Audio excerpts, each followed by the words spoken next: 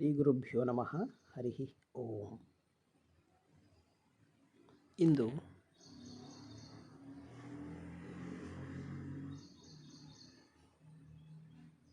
ಕನ್ನಡ ಮತ್ತು ಇಂಗ್ಲೀಷ್ನಲ್ಲಿ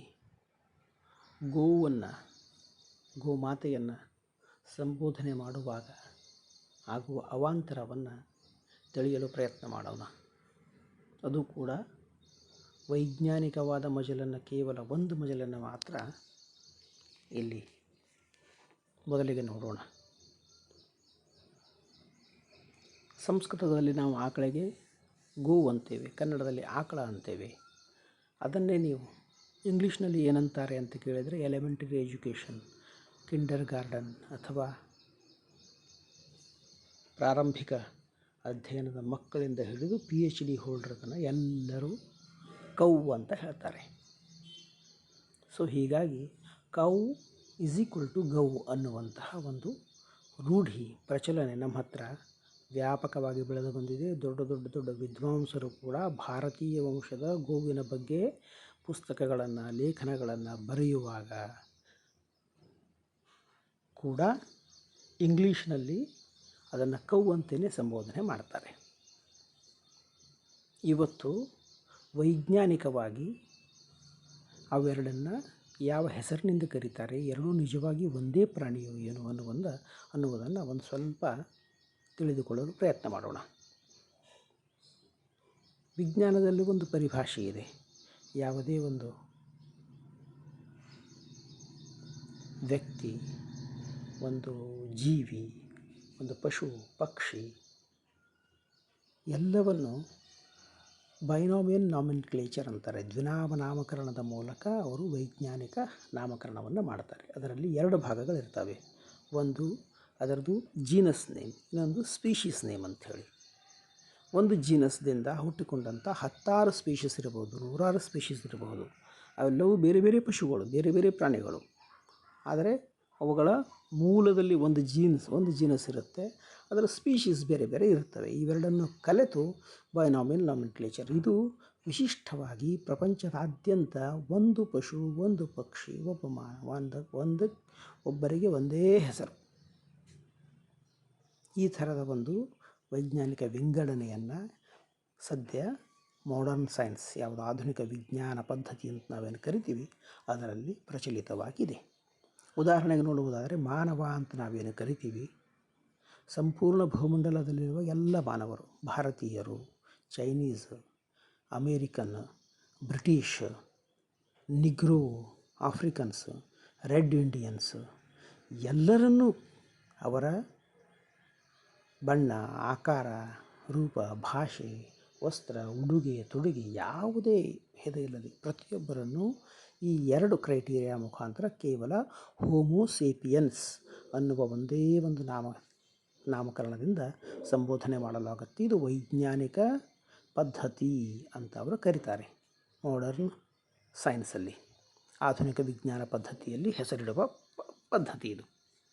ಆ ದೃಷ್ಟಿಯಿಂದ ನೋಡಿದಾಗ ನಮ್ಮ ಭಾರತೀಯ ತಳಿಯ ಗೋವಂಶ ಏನಿದೆ, ಅದರಲ್ಲಿ ಬೇಕಾದಷ್ಟು ಬೇರೆ ಬೇರೆ ಪ್ರಜಾತಿಗಳಿವೆ.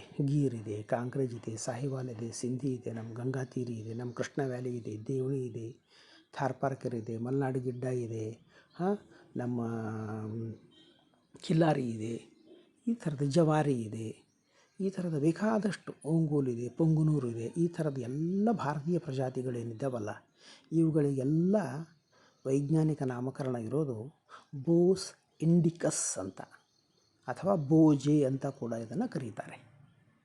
ಇದರಲ್ಲಿ ಬೋಸ್ ಅನ್ನುವುದು ಅದರದ್ದು ಜೀನಸ್ ನೇಮ್, ಆದರೆ ಇಂಡಿಕಸ್ ಅನ್ನೋದು ಅದು ಸ್ಪೀಷೀಸ್ ನೇಮ್.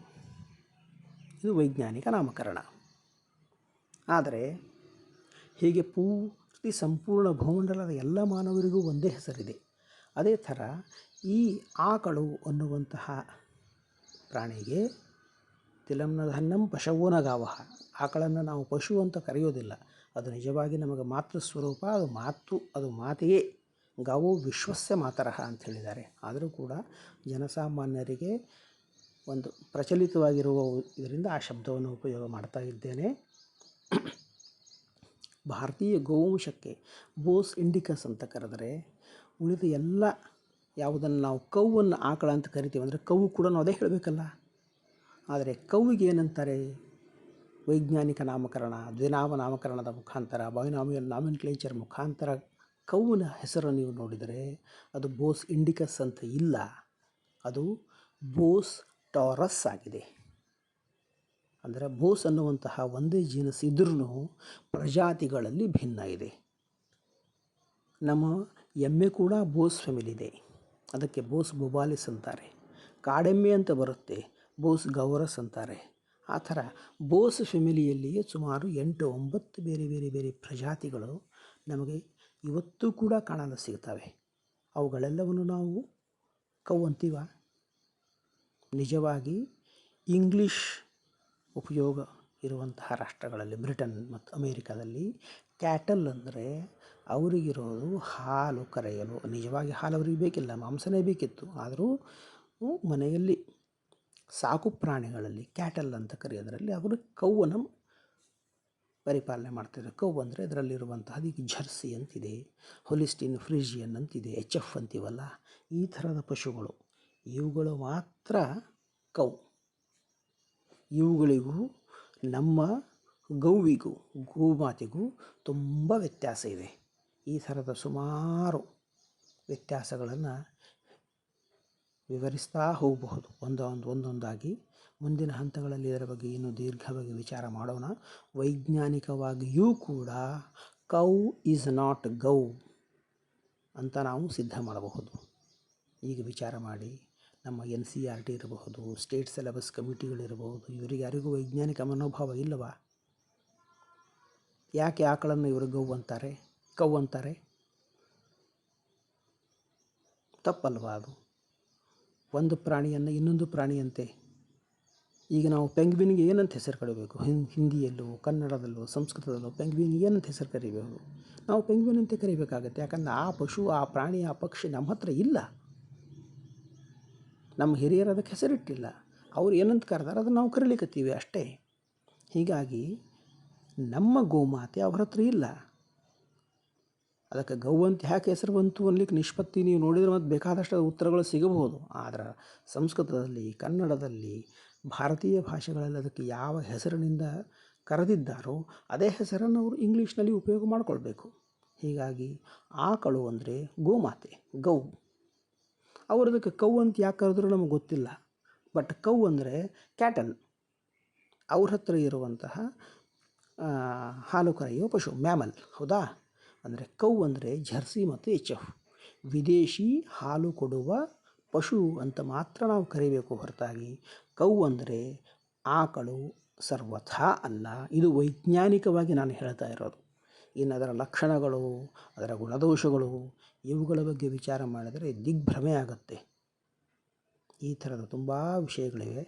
ಮುಖ್ಯವಾಗಿ ವಿಜ್ಞಾನವನ್ನು ಇಂದು ನಾವು ಬಹಳಷ್ಟು ನಂಬಿದ್ದೇವೆ, ಅದನ್ನು ಫಾಲೋ ಮಾಡ್ತೇವೆ ಅನ್ನೋ ಒಂದು ಮುಖ್ಯ ಕಾರಣಕ್ಕಾಗಿ ಮೊದಲಿಗೆ ವೈಜ್ಞಾನಿಕ ನಾಮಕರಣದ ವಿಧಿಯಿಂದ ಇವೆರಡೂ ಬೇರೆ ಬೇರೆ ಪಶುಗಳು ಅಂತ ಸಿದ್ಧ ಮಾಡಲು ಒಂದು ಸಣ್ಣ ಪ್ರಯತ್ನವನ್ನು ಮಾಡಿದ್ದೇನೆ. ಶ್ರೀಕೃಷ್ಣಾರ್ಪಣಮಸ್ತು.